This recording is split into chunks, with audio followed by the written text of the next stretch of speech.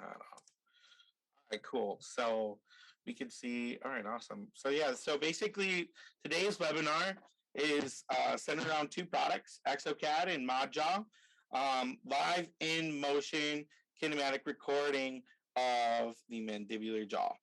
That is truly what ModJaw does. It is so the human articulator is also what it's called. But you see, the reason why ModJaw is so much better than maybe a virtual articulator is because it's truly recording a set of data. So the kinematic record that it's recording of the mandibular jaw is kind of broken down into five major areas of record, which can be analyzed inside a piece of software. I don't believe that ModJaw is using all of these records, but I'm pretty sure once they come up with even further applications and even further uses of this data, you could basically compare time to final velocity versus initial velocity, and you can record displacement and acceleration. And so basically what we're using now is we're using displacement in time and acceleration to really understand the record. And you can see here that in healthcare, this is not the first time that it's been done. This is actually a Dr. Scholl's mat. I don't know if you guys ever seen them in your the foot mats, right? So basically they have like a big centerpiece at your local King Scoopers or Kroger's or Wegmans. And what they have at these is they have like a stand with all these different foot mats and everything, and it's like this one is for this person, this one is this for this person, and they had numbers on it. So basically what you did is you stepped on this mat, and then it would read the pressure points from like a haptic device, and it would basically record the record of what was best for you. Also, podiatrists utilize this in their office. There's professional technology that they would analyze how you're walking and whatnot, so that they could give you a proper shoe insert. So basically, as we are talking about this, let's figure out like how we're going to exactly acquire this record. So the ModJaw is comprised of the unit, which you saw, which was behind us, which is a camera. And that camera basically records this butterfly. We're going to have to put this butterfly. Yeah. So we have an idea of maybe what? You gotta notice that you're a little too loud. Oh, I'm a little loud. The mic is loud. Okay, Sorry, I could pipe down, or just turn me down too. Yeah. That's why I'm at full volume. So, this is probably going to be way better. I have a professional Yeti mic here, so that's probably why. Okay. So we're good. Sorry, I'm just so excited about ModJaw. So excited about ModJaw. this is all. Yeah. So this is a disposable piece that comes from ModJaw. I have an idea to maybe use it in maybe a bite splint or something, but I didn't say that. I'm not allowed to talk about that. Yeah, I'm not allowed to talk about that. Never mind. But anyways, this butterfly slips onto this plastic piece. And this plastic piece basically goes through a calibration process, whereas you're understanding where the mandibular jaw is. Yeah, and so basically, one thing to be understood is that we have to actually fix this in place with some material, rather some temporary or composite material, and it's a very easy process. Me, I like to kind of stick to not squirting stuff, but honestly, I feel like I could even do this technique, and I'm a completely digital nerd. So it's very easy. Basically, what we're looking to do is we're looking to basically place it on the tissue there, and then you want to basically place it all the way to the cuspids. Yeah, and then what? Engage into your undercuts around the bicuspids. And just make sure that when the patient bites down all the way, it doesn't get in the way of the fork device. Yeah, that's a good point. You don't want it to move the fork device. So they just temp bond. Yeah, they say 5 millimeters of overjet is ideal for this. Yeah. To be completely in the center, but you could also place it to the side, like in the previous photo. Yeah, that's why I wanted to show you guys this photo, is because they didn't have the right type of overjet and everything there. So they basically just kind of did it like a cool guy smoking a cig, put it to the side. So yeah, you guys are gonna use like temp bond from Kerr. This is the Voco structure. Any of that stuff will work great. There's Quick also set. in the quick set, whatever the quickest set. I mean, we're not looking for beauty or accuracy. We're just looking to hold stuff together. All right, cool. So what with this video, I'll show you guys here, if it'll pop up. Let's see. Hello. Let's just do this. Why are we doing this? There you go. All right, so basically there's a few steps in creating the ModJaw patient. The first step is to launch the software, log in and tell the software what type of consultation you're gonna do. From there, you're going to set your control points and bring in your files, of course. And you see this is your load screen, that's where you would load your files. And then from here, what you're gonna do is you're gonna set up your matching points. This is gonna basically orientate your model into the right place and give it a plane of occlusion of where exactly it is. So you basically click those 3 point or the 4 points. You'll click those points physically as well with your device marking digitally. Next step. And so basically now at this point, that's our friend Maximite. And so basically, come on, there you go. And so now what you're going to do is you're going to basically set up the tracker inside the patient's mouth, as you can see down here.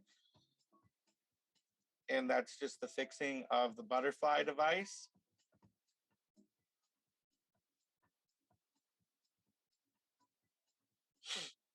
And then now basically from there, you could put the butterfly on and then actually see the movement.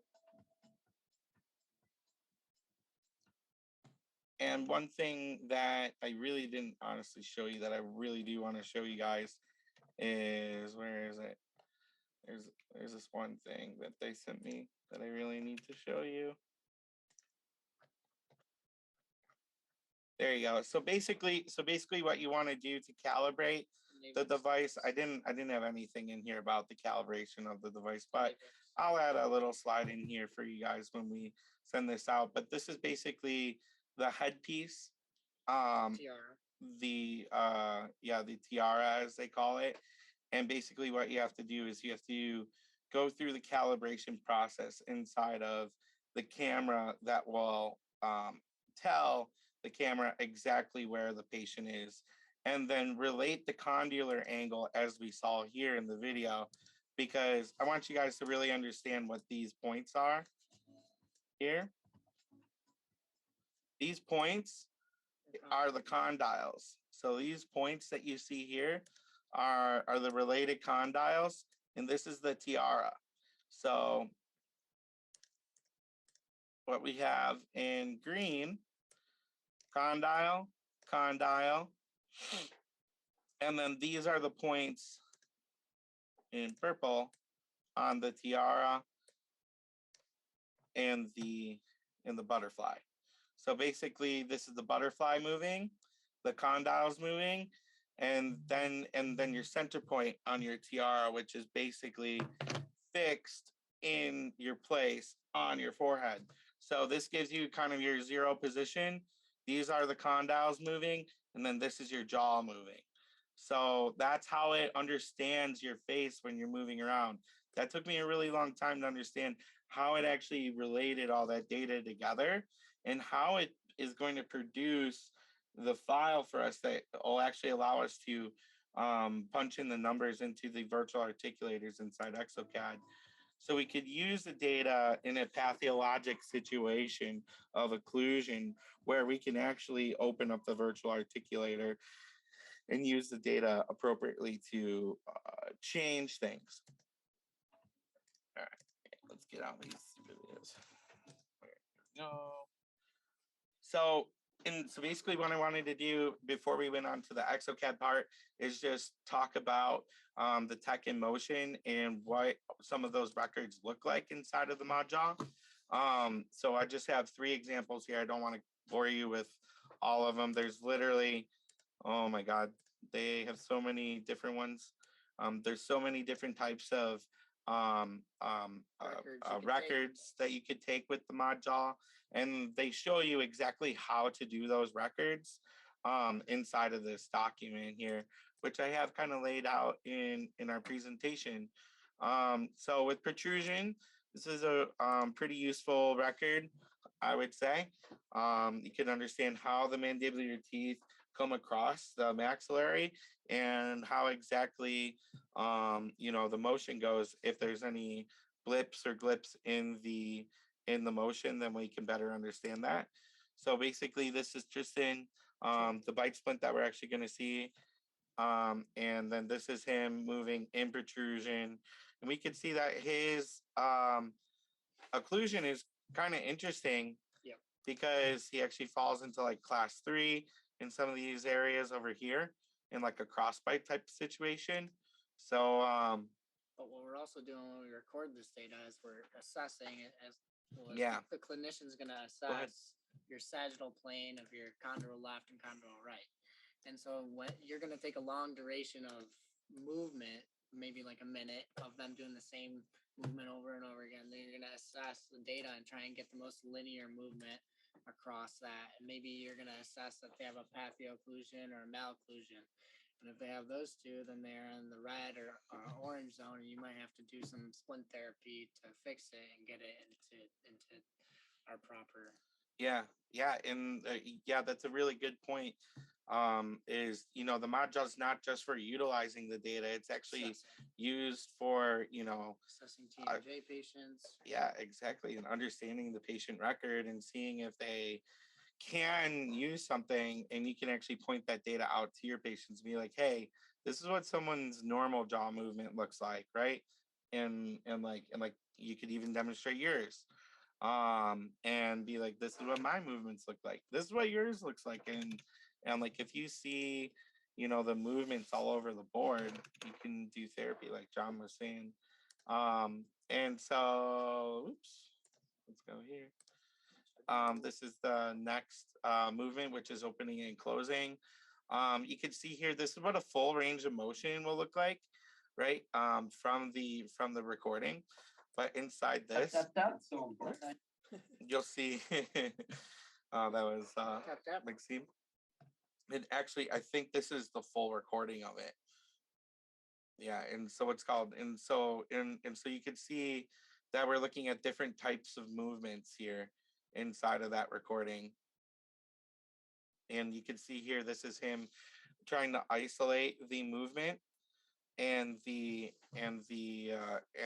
part of the record that we're going to utilize inside Exocad or export into another software. So then we go on to our just last example of a movement here. And this is one of the cool ones for sure. It's the left and right excursions. And this is really useful, especially inside of, hybrid therapy when we're talking about,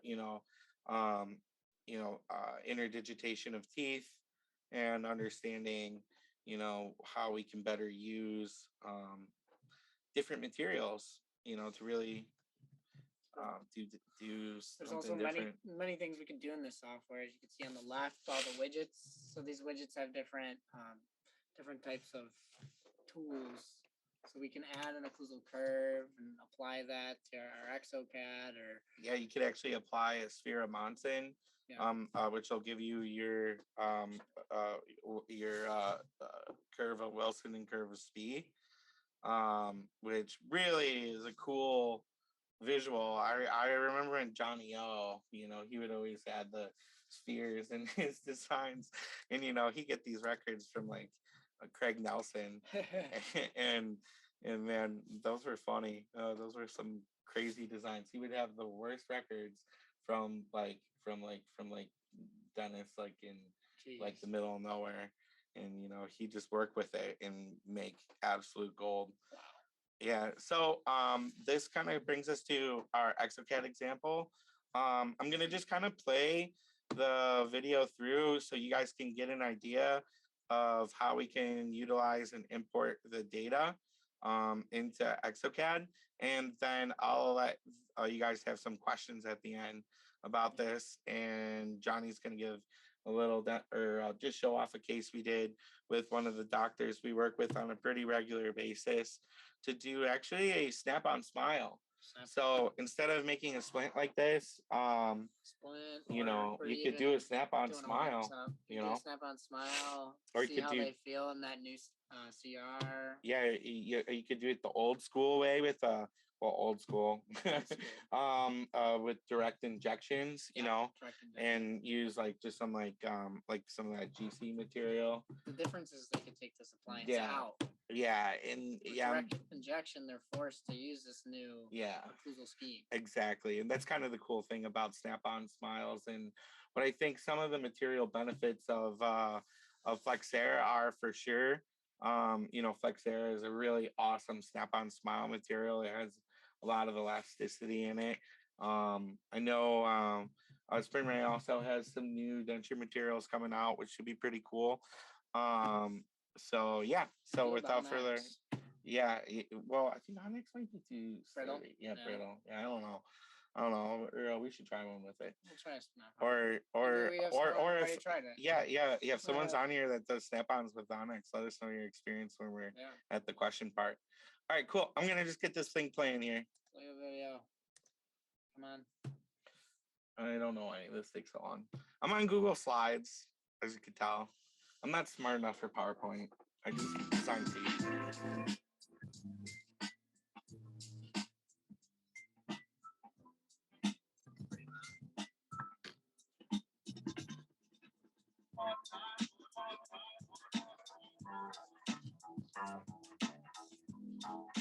So ModJaw, it'll export a whole report.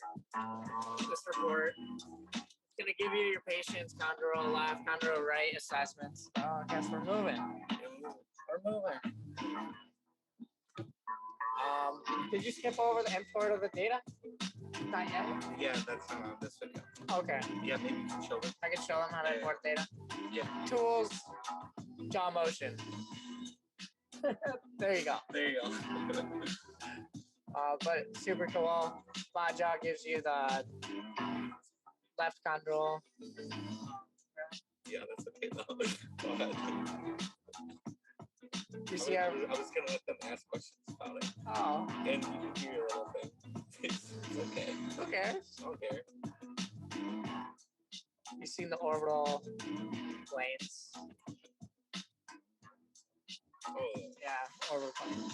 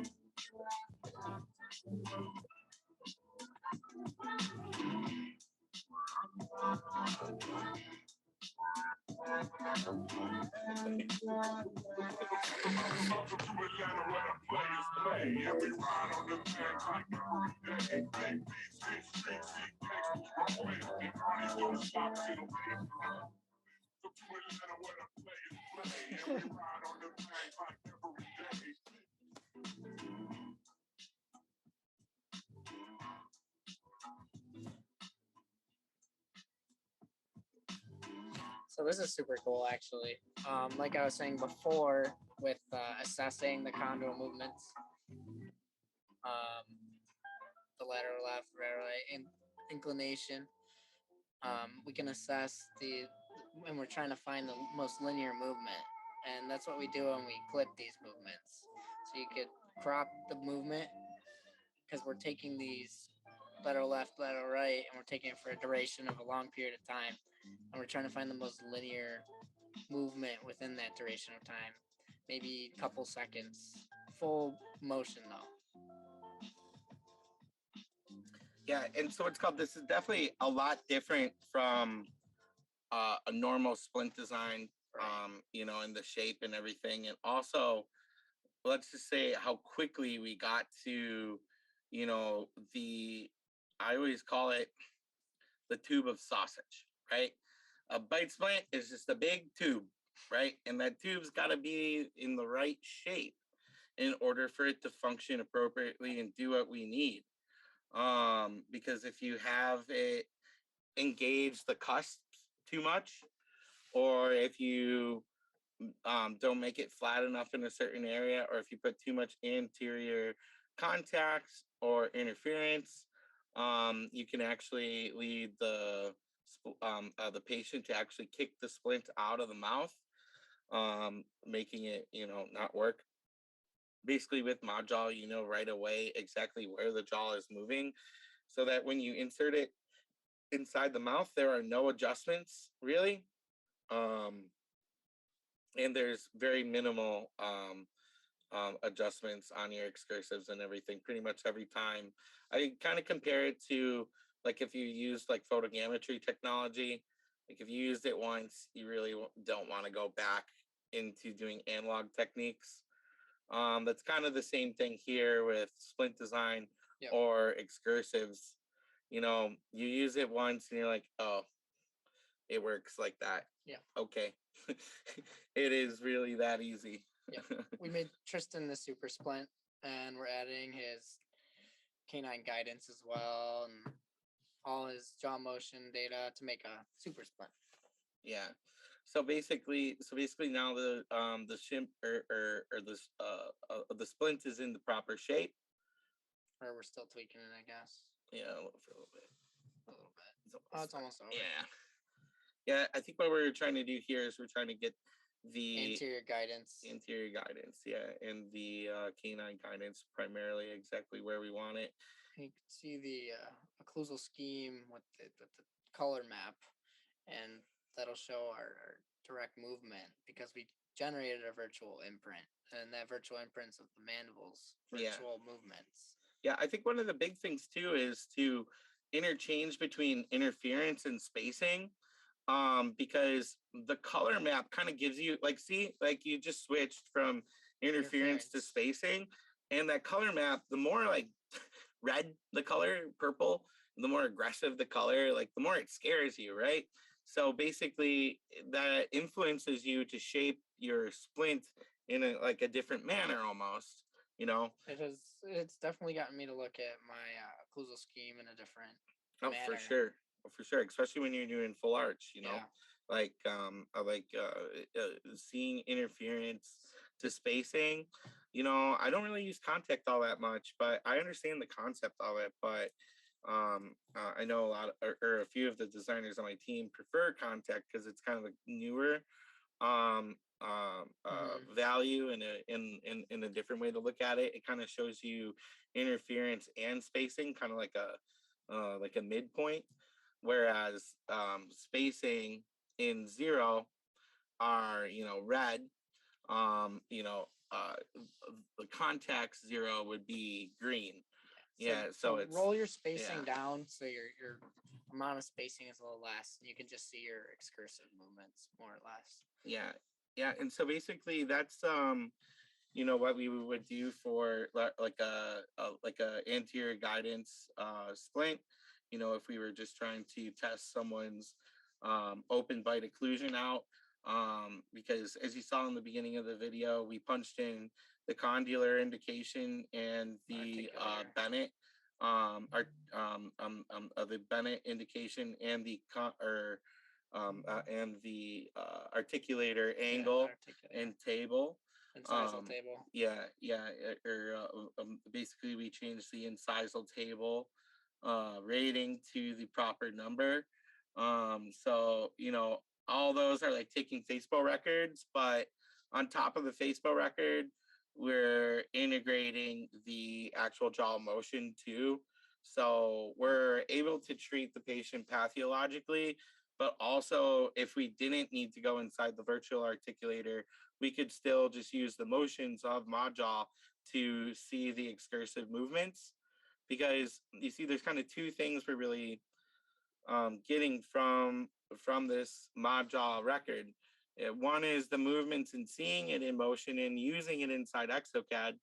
But then the second is pathologically analyzing the patient and putting the numbers into the articulator so that we can actually change the articulation of the patient. Change it. Yeah. So basically that was what I had for that. I'm gonna let Johnny, before we do our question and answer, go through the Oh, is it even open? I don't think so. Oh no. Yeah, it's just that one. It's the bite splint one. Bite splint? Yep. Oh, nice. So let's load up the data. Let's show you real quick how to load up the ModJaw data. Okay, cool. Oh, this isn't bite splint. No, excuse me. This is the snap-on smile. Yep. Yeah. So we have a face scan. We use Vectra here. We actually use the Vectra Tristan when he was here. Movement back here playing. Oh, we don't have our video. Yeah. Oh, video's not on? Yeah. Oh, okay. Yeah, I've my turned bad. the video off the whole time. And so let's snap on. We'll turn off the face scan and we can pull up our jaw movement. So in tools, in jaw movement, we can activate. We always want to choose our reference position because we loaded up our data that was exported. So our STLs, we put it in the ModJaw. We're going to actually, it's going to export it out of ModJaw as well in this reference position. So you have to rename your file and open that one. Yeah. And so what's called, we already took the liberty of loading the data here just for patient you're gonna load up your Exocad XML. Yeah, and basically what it is though is you go to this drop down, go to the drop down. Yep. So in this drop down of JawMotion, jaw movement, you have all of your movements that we have captured. Yeah, and these were movements that we've loaded on or show them that bottom button. So you go to the drop down. Yep. And so these are your what? That's what the drop down. Yeah. And then see load from file. That's where we basically load the JawMotion. Exocad XML. Yeah. And so the export from ModJaw, that's where this open and close file came from. So continue, sorry. All good. So we use our movements. We're gonna drop down, open, close. We have open, close. This is the long duration. But show them the crop. We can use our crop. So we want to crop up. Yeah, so this is a really good example of a doctor really using a crop selection of a movement because he wants to understand that MMM, like just when the jaw leaves the mouth, and he wants to understand one movement of that. Exactly. Pretty interesting.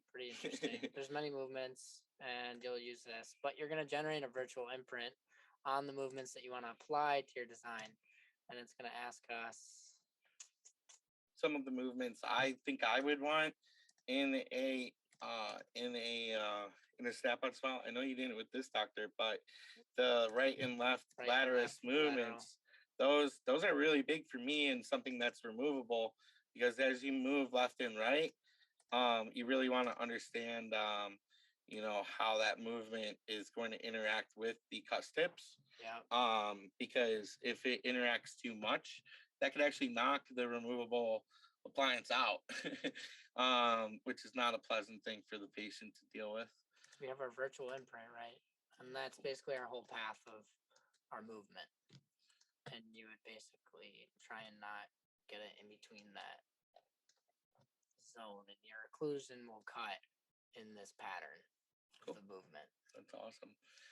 So one thing I think we should talk about is a static occlusion record is still very, very needed inside of inside of this record taking procedure. All the standard records that you take, including face scanning, if you're doing that, all those record taking procedures don't change. All you're gonna do is add those kinematic records of open close, speech, right left movement, the protrusion and whatnot, to really better understand like what the movements are and where the mandibular jaw lies in relation to the upper. So yeah, basically I wanted to kind of keep this like to just like in introductory to ModJaw, and just have like you guys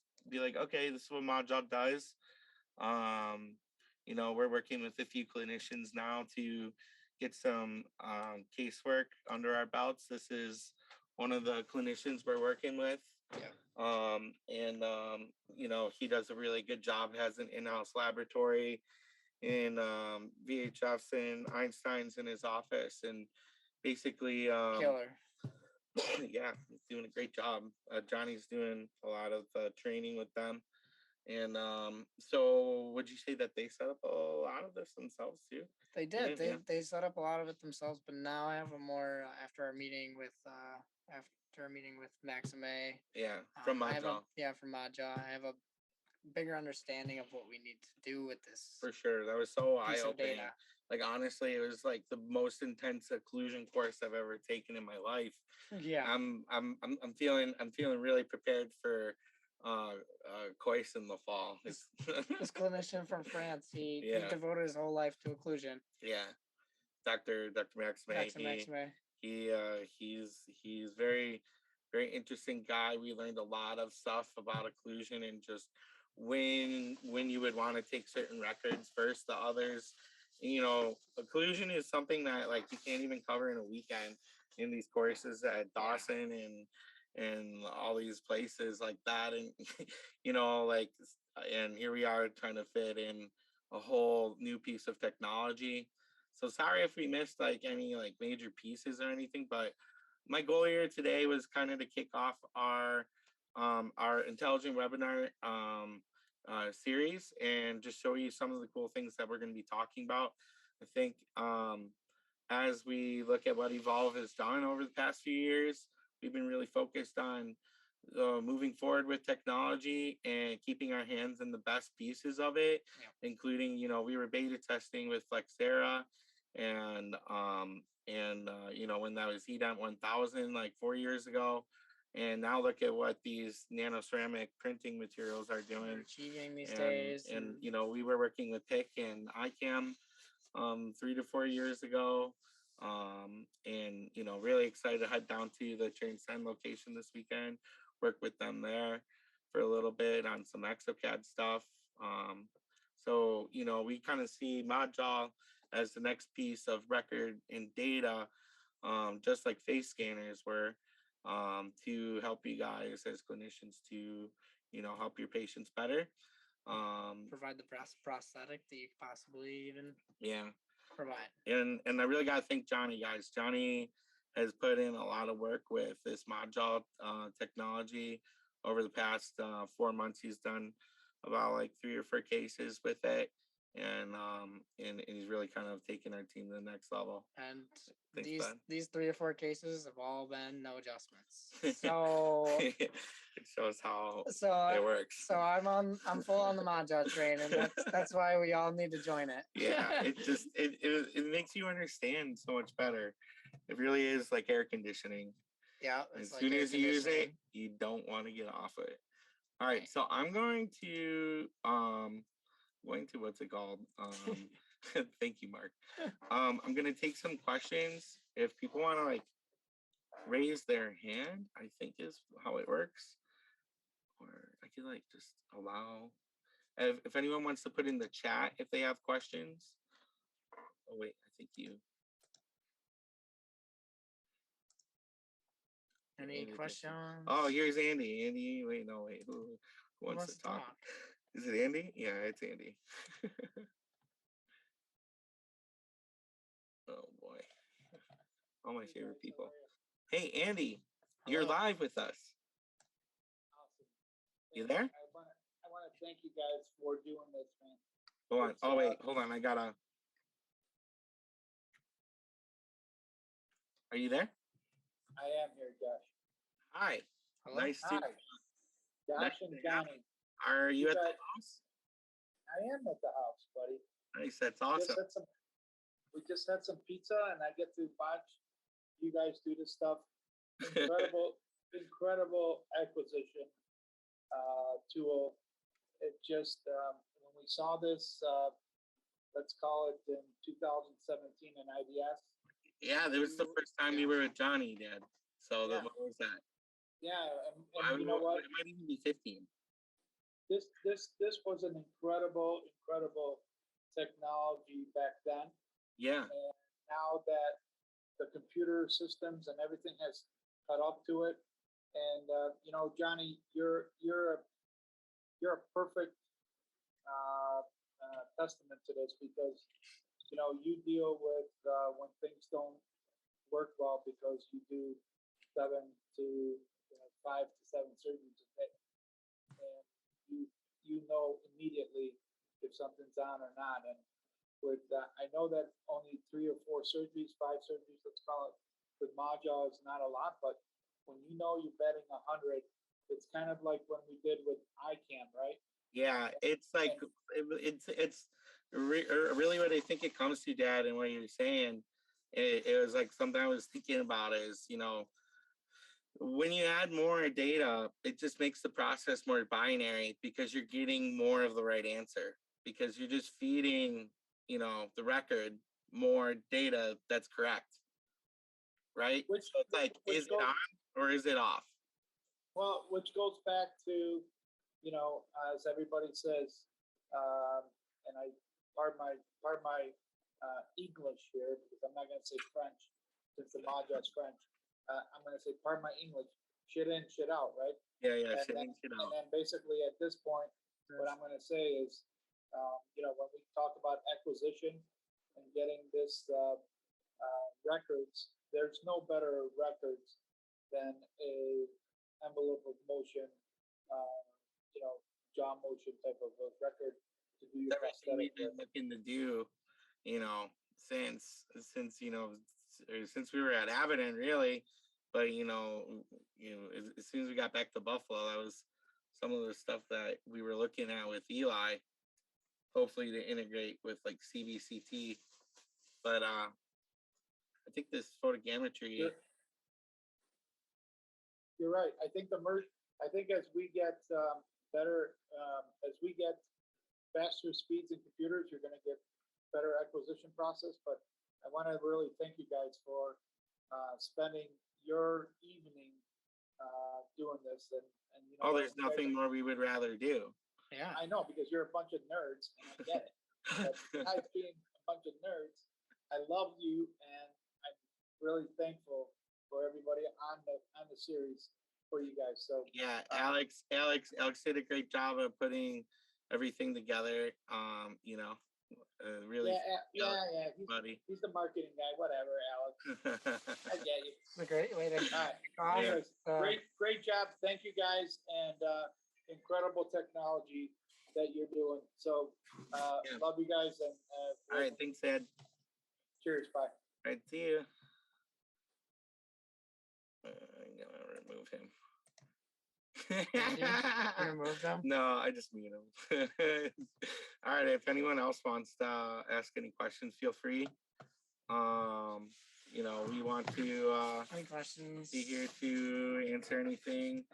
You know, really, once again, this was really just hopefully an overview of what the technology does, and overview of ModJaw. This is the first of our intelligent design series. So we're gonna do the next one. Alex wanted me to do this. I forgot. We're gonna do the next one on March 8th, which is I think it's following Wednesday. Next month. Yeah, next month. But is it? Hopefully, we'll be doing it on Sprint Ray Crown. Yeah. What's it called? I'm hoping to do it now on materials. And I really would love to incorporate a ModJaw into a Sprint Ray Crown.